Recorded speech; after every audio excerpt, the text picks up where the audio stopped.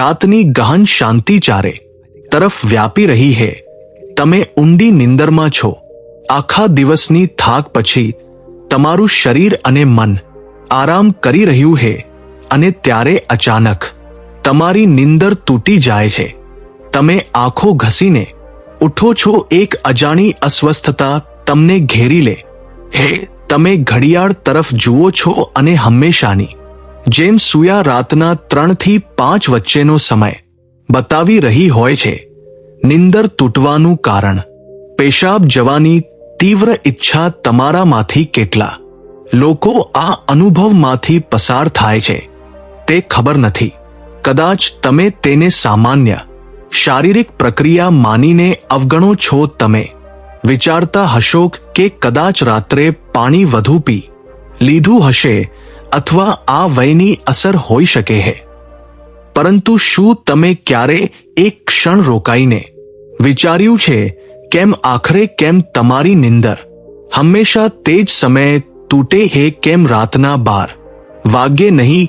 કેમ સવારના 6 વાગ્યે નહીં? આજે અમે જે રહસ્ય પરથી પડદો ઉઠાવવા જઈ રહ્યા છીએ તે જાણીને કદાચ તમારા પગ નીચે જમીન સરકી જશે. કારણ કે આ કોઈ સામાન્ય ઘટના નથી, પરંતુ આ વિશ્વની પવિત્ર શક્તિઓનો એક ઊંડો અને રહસ્યમય ઈશારો છે જે તમને સીધો મોકલવામાં આવી રહ્યો છે. આ એક કોલ છે, એક સંદેશ છે, એક ચેતવણી પણ અને એક તક પણ. પરંતુ અત્યાર સુધી તમે તેને અનસુન કરી રહ્યા છો. તો હવે તમારી શ્વાસને રોકી લો, કારણ કે આજે તમે તે રહસ્યને જાણવા જઈ રહ્યા છો જે તમારું જીવન બદલી શકે છે.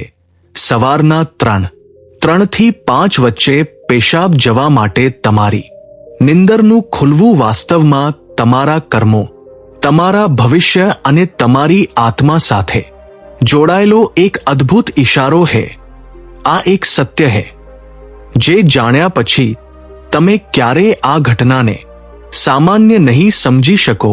અમારા પ્રાચીન વેદો, પુરાણો અને ગ્રંથોમાં સમયને માત્ર ઘડિયાળની સૂયો નથી માનવામાં આવ્યો. સમયને એક જીવંત બળ, એક ઊર્જા માનવામાં આવ્યો છે. દિવસના દરેક કલાકની પોતાની અસર હોય છે, એક વિશેષ તાકાત હોય છે.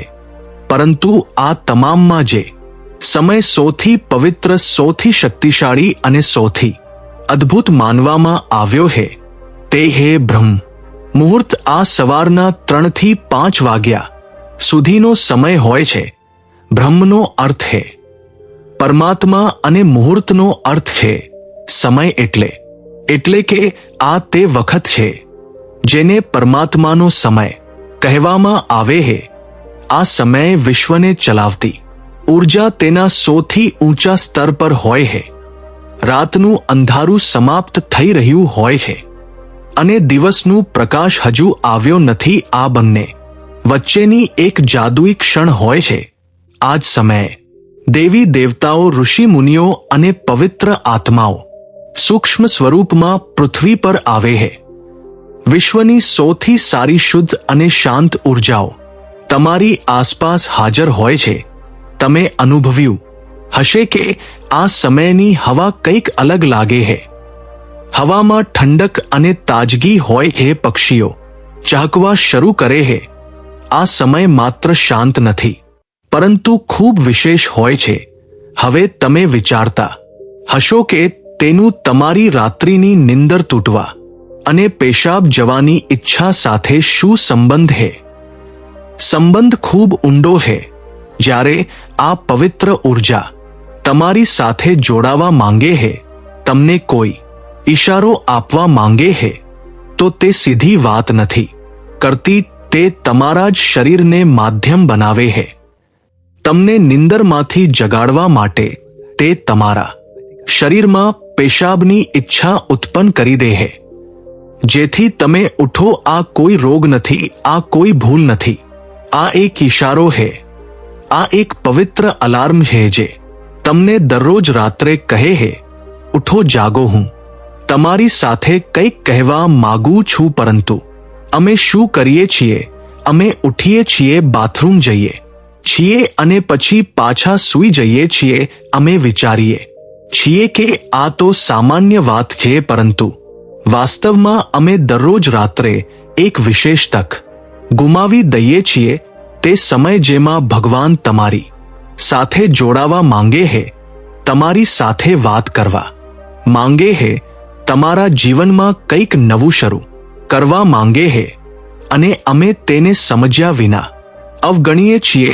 આગલી વખતે જ્યારે તમારી નિંદર 3 થી 5 વચ્ચે તૂટે તો એક ક્ષણ રોકાવો.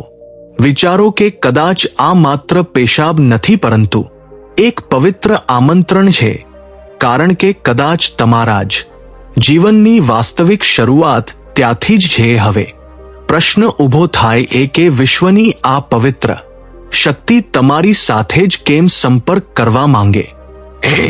દરરોજ રાત્રે લાખો કરોડો લોકો ઊંઘની નિંદરમાં સૂતા હોય છે, તો આ ઈશારો તમને જ કેમ મળી રહ્યો છે? આ પ્રશ્નનો જવાબ તમારા અંદર તમારી આત્માની યાત્રામાં છુપાયેલો છે. પ્રથમ કારણ, તમારી આત્મા જાગવાની કિનારે છે. તમારી આત્મા એક વિશેષ વળાંક પર પહોંચી ગઈ.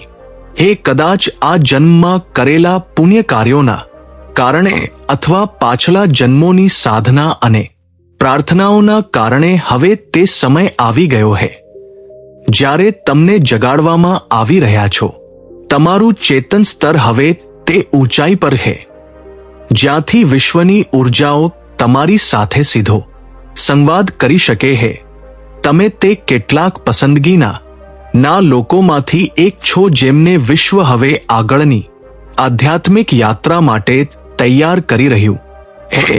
તમારી દરરોજ રાત્રે નિંદરમાંથી જાગવું વાસ્તવમાં આ વાતનો ઈશારો છે કે તમારા અંદરની આધ્યાત્મિક ઉર્જા ઝડપથી વધી રહી છે, અને પેશાબ જવાની ઈચ્છા તે માત્ર એક બહાનું છે.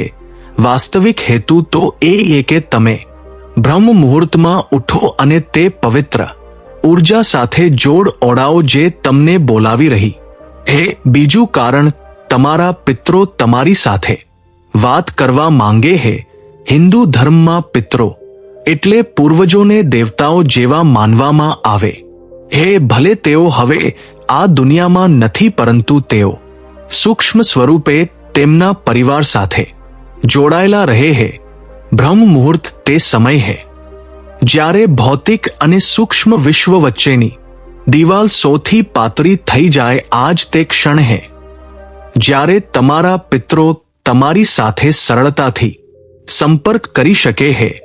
જો તમારી નિંદર નિયમિત રીતે 3 થી 5 વચ્ચે ખુલી રહી છે, તો આ ઈશારો હોઈ શકે છે કે તમારા પૂર્વજો તમારી સાથે કંઈક કહેવા માંગે છે.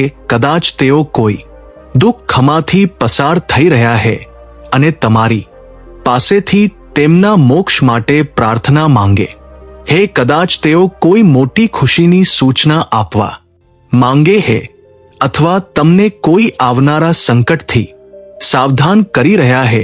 અને ક્યારેક તેઓ માત્ર તમને આશીર્વાદ આપવા આવે છે, આ કહેવા કે અમે તમારી સાથે છીએ. જ્યારે તમે બાથરૂમ તરફ જાઓ છો, તમારા પિતરો તે જ સમયે તમારી સૌથી નજીક હોય છે. તેઓ તમને જુએ છે, તમારી સાથે ચાલે છે. તમારી દરરોજ રાત્રેની આ જાગૃતિ તમારા અને તમારા પૂર્વજો વચ્ચે એક પુલ બની ગઈ છે. તો આગલી વખતે જ્યારે તમે રાતના આ સમયે ઉઠો તો વિચારશો નહીં કે આ માત્ર શારીરિક જરૂરિયાત છે. રોકાઓ, અનુભવો. કોઈ તમને બોલાવી રહ્યું છે. કદાચ વિશ્વ અથવા તમારા પિતરો તમારી સાથે કંઈક કહેવા આવ્યા છે. તમે એકલા નથી. કોઈ અદૃશ્ય બળ દરેક ક્ષણે તમારી સાથે છે. ત્રીજું અને ચોથું રહસ્ય, જ્યારે તમારા ઈષ્ટદેવ અને વિશ્વ જ તમને જગાડી રહ્યા છે. ત્રીજું કારણ, તમારા ઈષ્ટદેવનું આમંત્રણ. દરેક આત્માનો એક ઈષ્ટદેવ હોય છે, એક વિશેષ દેવી અથવા દેવતા જેની સાથે આત્માનો ઊંડો સંબંધ હોય છે. કદાચ તમે તમારા જીવનની વ્યસ્તતામાં તમારા ઈષ્ટદેવને સમય આપવાનું ભૂલી ગયા છો, પરંતુ તમારી આત્મા નથી ભૂલી. જ્યારે તમે બ્રહ્મ મુહૂર્તમાં જાગો છો તો આ માત્ર સહયોગ નથી, આ કદાચ તમારા ઈષ્ટદેવ તમને યાદ અપાવી રહ્યા છે, હું અહીં છું, હું તમારી રાહ જોઈ રહ્યો છું, આવો મારી સાથે વાત કરો. તમારું મન મારા પર ખોલો. બ્રહ્મ મુહૂર્તનો આજ તે સમય છે જ્યારે તમારી પ્રાર્થના કોઈ અડચણ વિના સીધી તમારા ઈષ્ટ સુધી પહોંચે છે. દિવસમાં કરેલી 100 વાર પૂજાનું જે ફળ હે તે આ સમયની એક સાચી પુકારથી મળી શકે છે. પરમાત્મા આ પવિત્ર મૌનમાં તમારી સાથે વાત કરવા માંગે છે, તેથી તેઓ તમને દરરોજ રાત્રે આ વિશેષ સમય જગાડી રહ્યા છે. ચોથું કારણ, તમારું શરીર અને વિશ્વ એકબીજા સાથે જોડાયેલા છે.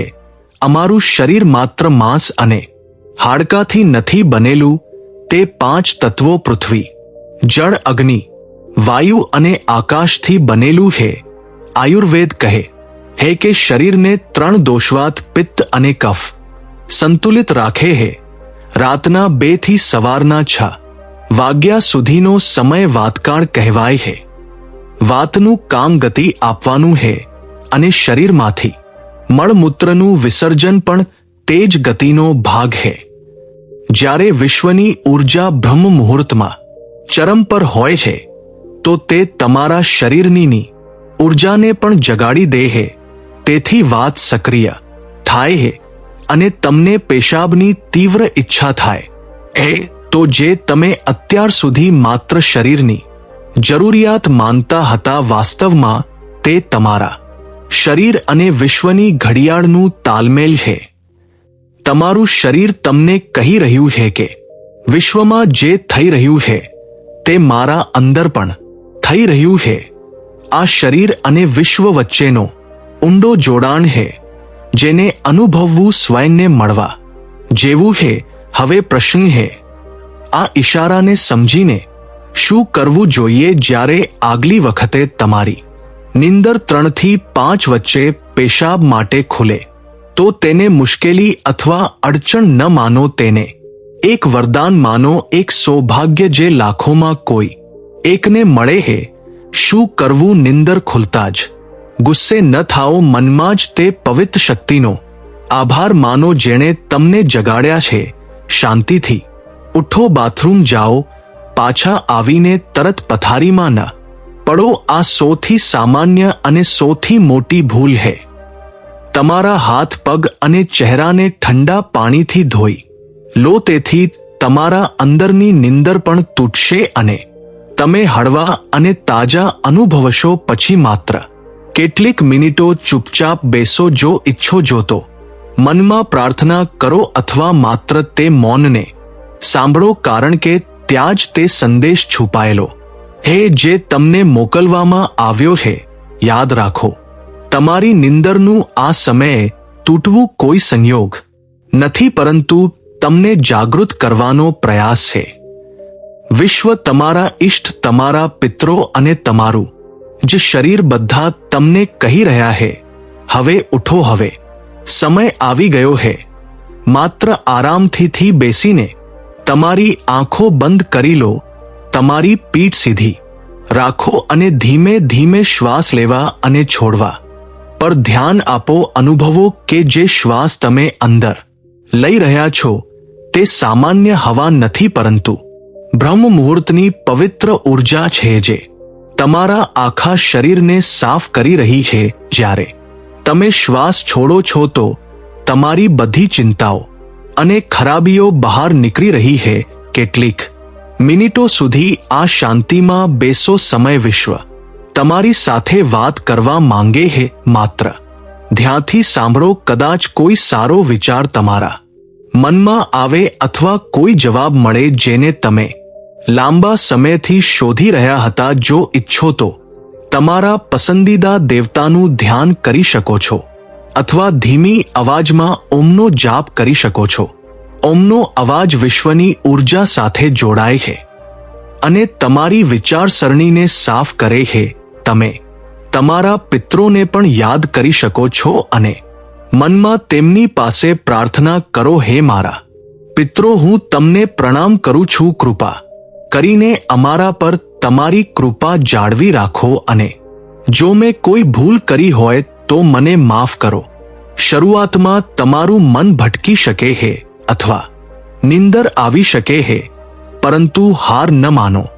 માત્ર 5 થી 10 મિનિટથી શરૂ કરો. ધીમે ધીમે તમને આ સમય ગમવા લાગશે. તમારું મન અને શરીર પણ આ સમય માટે તૈયાર થવા લાગશે. આ તમારી આત્માની તરસ છે જે હવે જાગી રહી છે. જ્યારે તમે દરરોજ રાત્રે આમ કરશો તો તમને તમારા જીવનમાં સારા ફેરફારો દેખાવા લાગશે. તમારા ચહેરા પર નવી ચમક આવશે. તમારી ચિંતાઓ અને ભય ઓછા થશે. આ કોઈ જાદુ અથવા અંધશ્રદ્ધા નથી, પરંતુ એક વૈજ્ઞાનિક પદ્ધતિ છે. તમે તે વિશેષ વખતનો સાચો ઉપયોગ કરવાનું શીખી લીધું છે જ્યારે વિશ્વ તેની બધી ઉર્જા તમારા માટે આપે છે. તમે તે ખજાનાની ચાવી મેળવી લીધી છે જેને ઘણા લોકો જીવનભર શોધે. એ વિચારો વિશ્વ તમને દરરોજ એક વિશેષ તક આપી રહ્યું છે. તે વિશ્વની પવિત્ર ઉર્જા દરરોજ તમારા દ્વાર પર ખખડાવે છે, પરંતુ તમે તેને અવગણી દો છો. પરંતુ હવે જ્યારે તમે આ રહસ્યને સમજી ગયા છો તો આમ નહીં થાય. હવે તમે જાણી ગયા છો કે તમારી નિંદરનું તૂટવું કોઈ સમસ્યા નથી, પરંતુ તમારા જીવનનો સૌથી મોટો ઉપાય છે. આ એક ઈશારો છે કે તમે સામાન્ય વ્યક્તિ નથી. આ ઘટનાથી ડરશો નહીં, પરંતુ તેને અપનાવો. તમે જોશો કે તમારું જીવન પહેલા જેવું નહીં રહે. તો આગલી વખતે જ્યારે રાતની શાંતિમાં 3 થી 5 વચ્ચે તમારી આંખો ખુલે તો ગભરાશો નહીં. હસો અને મનમાં કહો, હું તૈયાર છું. મિત્રો, જોતો તમારી પણ આંખ આ સમય ખુલે છે તો કમેન્ટ બોક્સમાં ચોક્કસ જણાવો. સાથે જ વિડીયોને લાઈક, ચેનલને સબસ્ક્રાઇબ કરીને બેલ આઇકોન પર ક્લિક કરજો. જય શ્રી કૃષ્ણ.